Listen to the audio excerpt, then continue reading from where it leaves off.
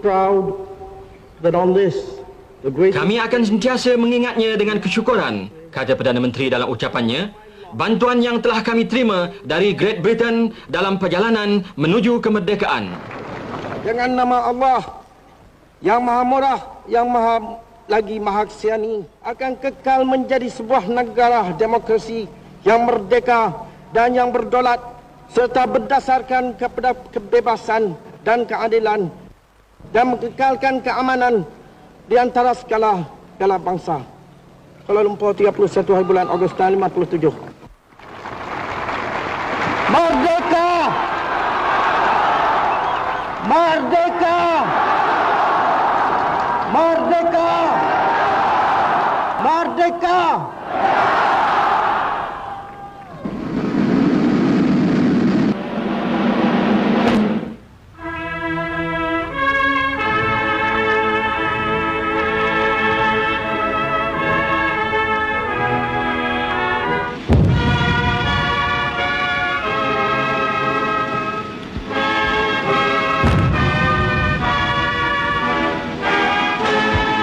Tun Abdul Razak adalah seorang tokoh pemimpin yang serius, fokus dan memiliki banyak idea. Dasar ekonomi baru, penyata Razak, pembangunan luar bandar dan hubungan antarabangsa serta keupayaan beliau mengatasi rusuhan kaum antara struktur asas yang ditinggalkan beliau. Atas jasa-jasa itu, gelaran Arkitek Pembangunan Malaysia amat sesuai dengan peranan yang dimainkan beliau. Wartawan Awang Omar Pengiran Apung menyediakan laporan ini. Saksikan. Perjuangan Tun Abdul Razak bermula sejak sebelum merdeka lagi bersama Tunku Abdul Rahman bagi mendapatkan kemerdekaan negara daripada British. Bekas pensyarah Pusat Pengajian Sains dan Kemasyarakatan USM, Profesor Dr. Ahmad Ottori Usain menceritakan semula, selepas Parti Perikatan memenangi pilihan raya 1955, Tun Abdul Razak yang dilantik sebagai Menteri Pelajaran pertama membentuk Dasar Pelajaran Kebangsaan atau Penyata Razak 1956.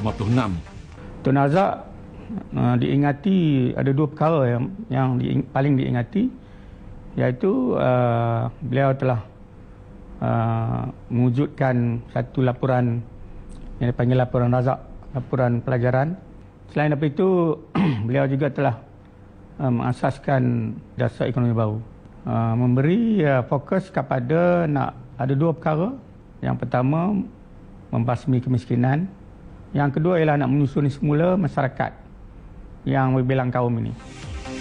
Wujudnya Universiti Kebangsaan Malaysia UKM, Universiti Teknologi Malaysia UTM dan Universiti Pertanian Malaysia yang kini dikenali sebagai Universiti Putra Malaysia UPM juga pada zamannya. Malah pada pertengahan tahun 70-an, ramai diberi beasiswa untuk melanjutkan pelajaran ke London dan Amerika Syarikat. Di era pemerintahan Tun Abdul Razak, Bumi Putra bergerak aktif dalam sektor ekonomi dengan tertubuhnya MARA, Pernas, Risda, Mardi, Fama dan Felda. Beliau juga melancarkan buku merah pada tahun 1960 dan buku hijau pada 20 Disember 1974.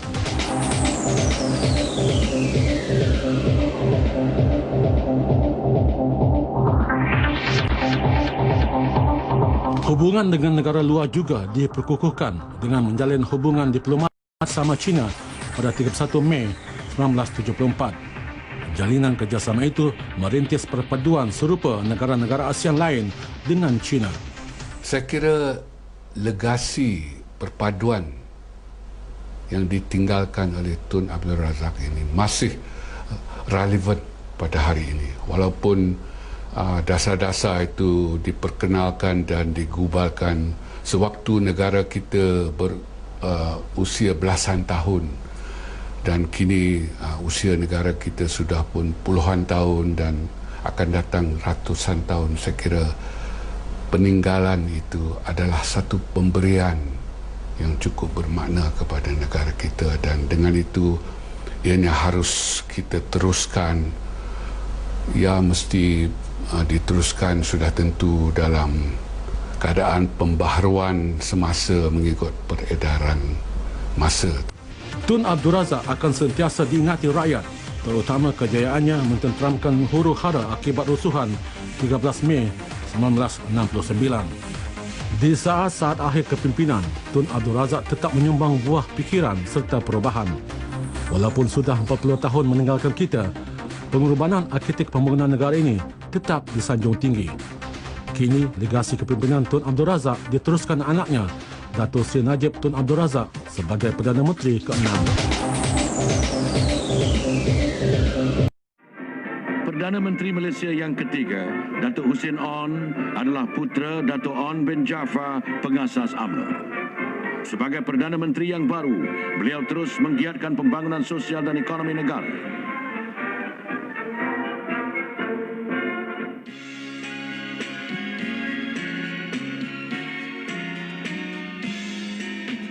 Datuk Hussein On juga melancarkan kempen buku hijau yang bertujuan menggalakkan orang ramai bercucuk tanam agar negara dapat mencapai tahap kecukupan sendiri selain daripada mencegah inflasi.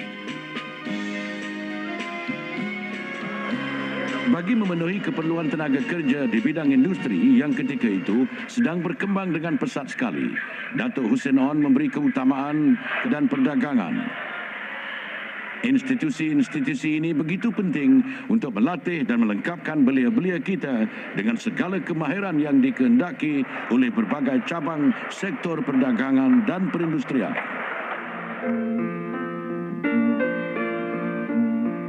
Datuk Hussein On meneruskan program perindustrian yang telah dimulakan oleh pemimpin-pemimpin sebelumnya. Berbagai usaha telah dibuat untuk memperbaiki iklim pelaburan di sektor pembuatan. Langkah-langkah juga diambil bagi mengeluarkan lebih banyak barangan berorientasikan ekspor. Kepesatan pembangunan di Malaysia telah mendapat pujian dari Bank Dunia yang telah membantu menjalin hubungan yang lebih erat dengan para pemimpin negara-negara ASEAN. Lawatan-lawatan ini bukan sahaja memperteguhkan lagi semangat kerjasama serantau, bahkan juga membantu meluaskan konsep keamanan dan kestabilan yang disarankan oleh Malaysia di rantau ini dan juga di seluruh dunia. Dunia tanpamu hilang warna seri cahaya pelangi. Kau hadir membawa sinar dari kau terangi duniaku.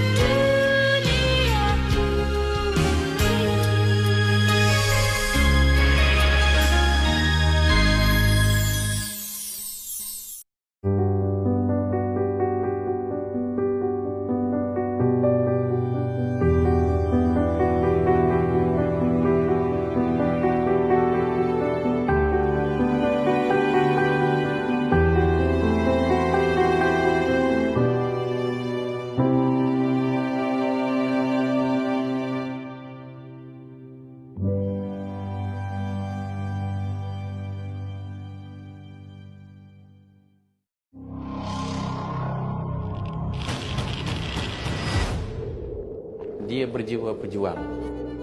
Saya, Abdullah bin Haji Ahmad Badawi, dengan sesungguhnya bersumpah. Dia dibesarkan dalam suasana pendidikan Islam yang patuh. Ini membentuk pribadi Tun Abdullah Badawi sendiri. He raised awareness, he opened up society. Allah ialah bapa autonomi.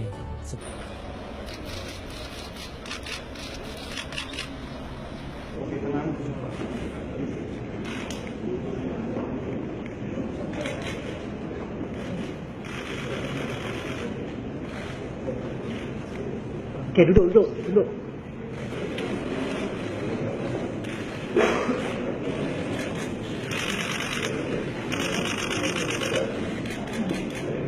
Assalamualaikum warahmatullahi wabarakatuh. Wassalamualaikum ala asyrafil anbiya wal mursalin. My name is Mustafa and Mr. Najib.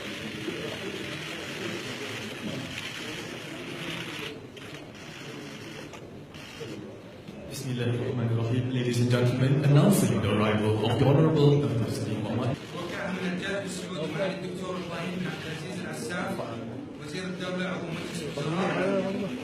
And the Government of Kingdom of Saudi Arabia on trade and investment.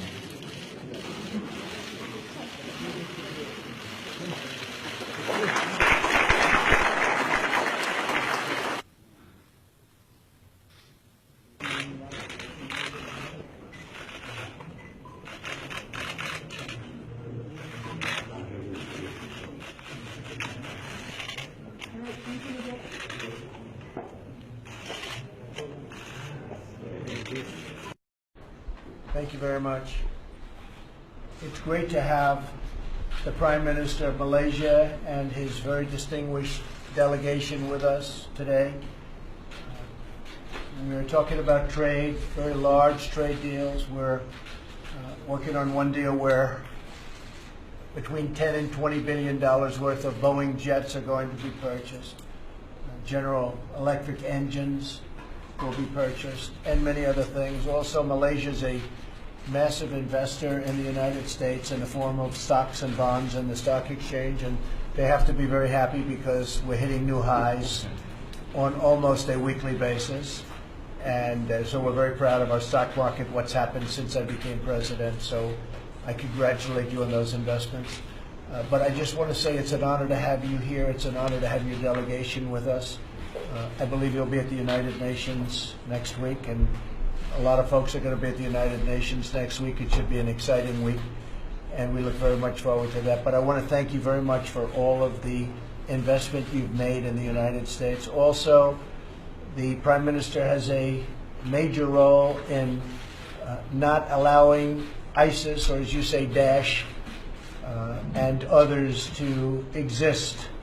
And he's been very, very strong on terrorism in Malaysia and a great supporter from that standpoint. So that's a very important thing to the United States. Does not do business with North Korea any longer. And we find that to be very important. We had a vote yesterday on sanctions.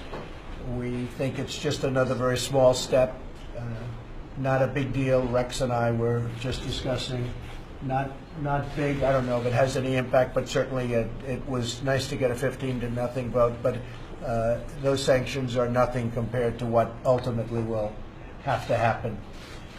So thank you everyone for being here. We appreciate it. Mr. Prime Minister, it's a great honor to have you in the United States and in the White House. And thank you everyone for being here. Thank you very much. Thank you. Would you like to say something? Thank you very much, Mr. President, for your invitation for me and members of my delegation to meet with you at the White House. I want to say that we come here with a strong value proposition to put on the table. Number one, we want to help you in terms of strengthening the U.S. economy. I come with 3 specific proposals. Number one, we intend to increase the number of Boeing planes to be purchased by MAS.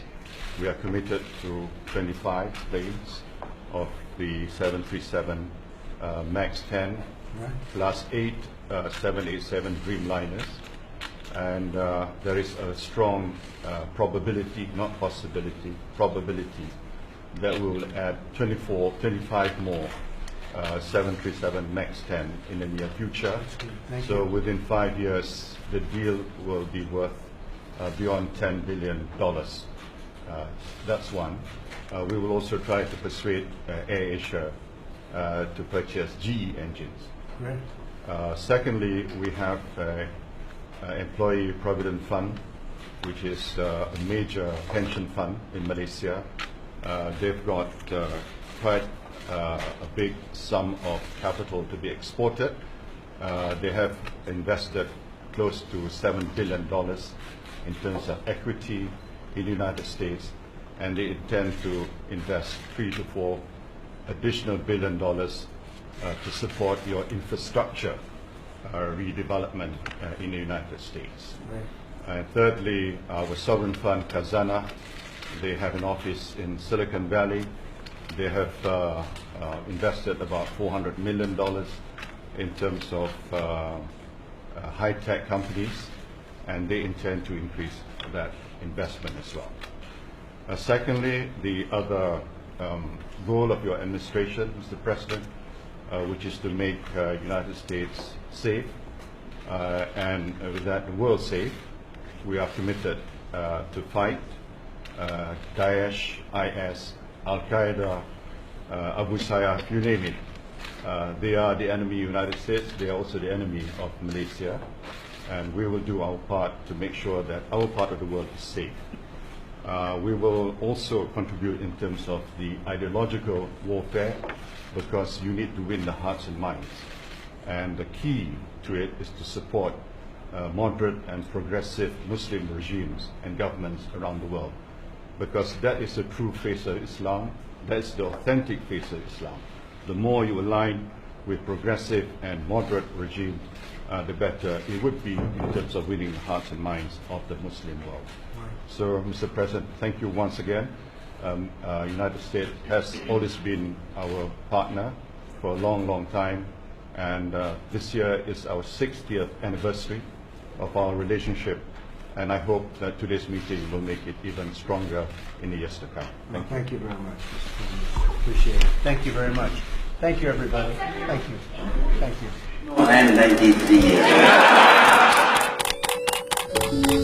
Kita ingin saksikan di mana tokoh yang telah lama tidak beraksi, Tun Dr. Mahathir Mohamad menerima kertas penamaan untuk bertanding bagi pemilihan ke Dewan Rakyat Langkawi. Dr. Mahathir Mohamad daripada Keadilan. Ladies and gentlemen of the press, firstly, thank you for your presence. Baik, inilah dia detiknya para penonton sekalian. Ayo bersama kami kita cipta sejarah baru buat negara. 4:40 pagi 10 Mei 2018. Keputusan yang diperolehi oleh calon Parti Keadilan Rakyat PKR 104 kerusi. Tun Dr. Mahathir Mohamad di depan bersama Tun Dr. Siti Hasmah. Kita terus ke Balai Rong Sri. Ini merupakan episod yang begitu bersejarah kerana di mana lagi dapat kita saksikan bahawa saya akan dengan jujur menunaikan kewajipan-kewajipan jawatan itu dengan segala daya upaya saya, bahawa saya akan menumpahkan taksir yang sebenar Perdana kepada Menteri Malaysia. Dr. Mahathir Mohamad hari ini mempengerusikan mesyuarat Majlis Tertinggi Presiden Pakatan Harapan. Amanat pertama Tun Dr. Mahathir Mohamad kepada warga Jabatan Menteri di mana kepada prinsip-prinsip.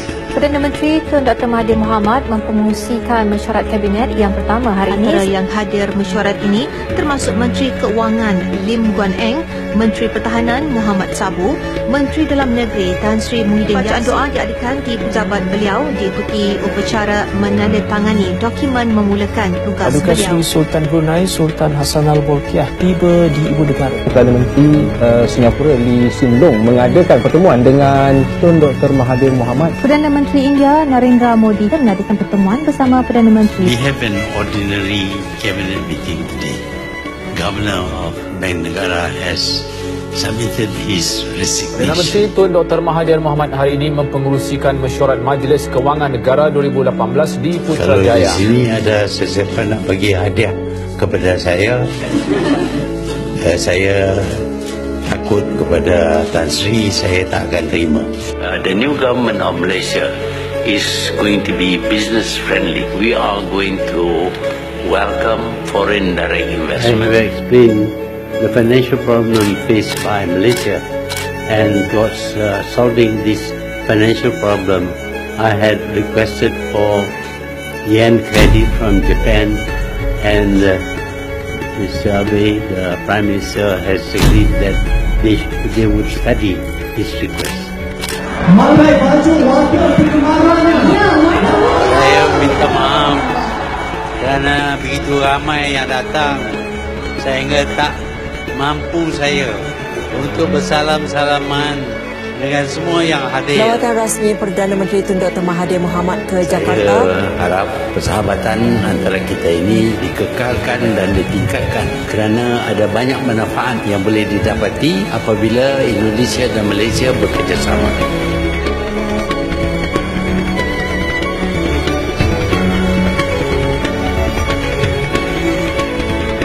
Sesungguhnya saya tidak teringat bahawa pada hari ini kita ada makan sempena hari raya. This country is a multiracial country.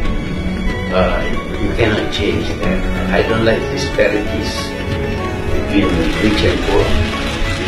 The Prime Minister are members of the administration. Sejurus selesai Majlis Angkat Sumpah yang di-Pertua Dewan Rakyat disusuli dengan angkat sumpah ahli-ahli parlimen Tun Dr. Mahathir Mohamad dan juga ahli parlimen Mahathir bin Mohamad setelah dipilih sebagai seorang ahli Dewan Rakyat dengan sesungguhnya bersumpah bahawa saya akan dengan jujur menunaikan kewajipan-kewajipan saya sebagai yang demikian dengan segala daya upaya saya, bahawa saya akan menumpahkan taat setia yang sebenar kepada Malaysia dan akan memelihara, melindungi serta mempertahankan perlembagaannya.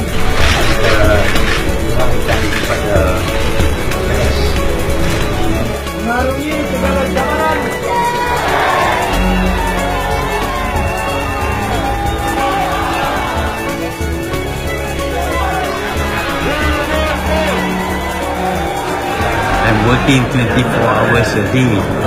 If you can find me more time in one day, 36 hours, I will also work for 36 hours.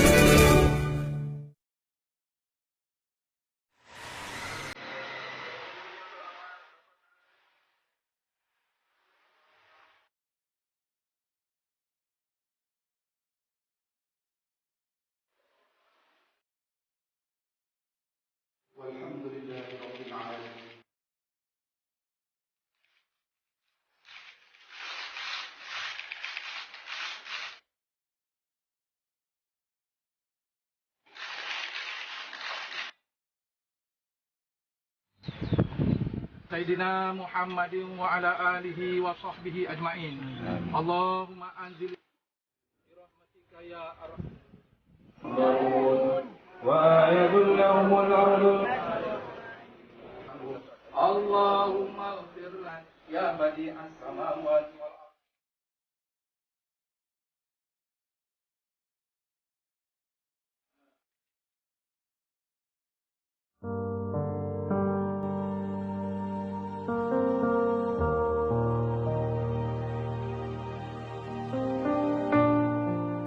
الفاتحة. بسم الله الرحمن الرحيم. الحمد لله رب العالمين الرحمن الرحيم مالك يوم الدين إياك نعبد وإياك نستعين اهدنا الصراط المستقيم صراط الذين أنعمت عليهم غير المغضوب عليهم ولا الضالين آمين. بسم الله الرحمن الرحيم. الحمد لله رب العالمين حمدا يوافي نعمه ويكافي مزيده. يا ربنا لك الحمد ولك الشكر كما ينبغي لجلال وجهك وعظيم سلطانك.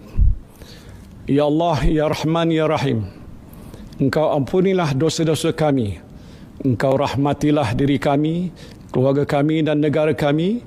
Engkau lindungilah hamba-Mu yang kredit ini daripada segala musibah. Engkau jauhilah diri kami daripada penyakit yang berbahaya dan wabak yang mengancam nyawa. Engkau hindarilah kami daripada bala yang berat dan takdir yang buruk. Ya Allah, Ya Rahman, Ya Rahim, Engkau berilah kekuatan, kecekalan dan kesabaran kepada kami untuk menghadapi dugaanmu yang berat ini. Engkau tiupkanlah ketenangan dalam jiwa kami. Sesungguhnya setiap dugaan yang Engkau turunkan kepada kami, Ya Allah, tiadalah ia melainkan untuk meningkatkan ketakwaan dan keimanan kami kepadamu. Ya Allah, Ya Rahman, Ya Syafi, Engkau berilah kesembuhan kepada saudara-saudara kami yang dijangkiti wabak coronavirus, walau di mana saja mereka berada. Sesungguhnya tiada penyakit yang tidak dapat Engkau sembuhkan. Ya Allah, tiada mara bahaya yang tidak dapat Engkau jauhinya dari kami, Ya Allah. Kami bermohon kepadamu, Ya Allah, lindungilah kami, selamatkanlah kami, sejahterakanlah kami. Rabbana zalamna anfusana wa illam taghfir lana wa tarhamna lanakunanna minal khasirin. Rabbana atina fid dunya hasanah wa fil akhirati hasanah wa qina azabannar. Wa sallallahu ala sayyidina Muhammadin wa ala alihi wa sahbihi wa sallam. Walhamdulillahi rabbil alamin. Assalamualaikum warahmatullahi wabarakatuh.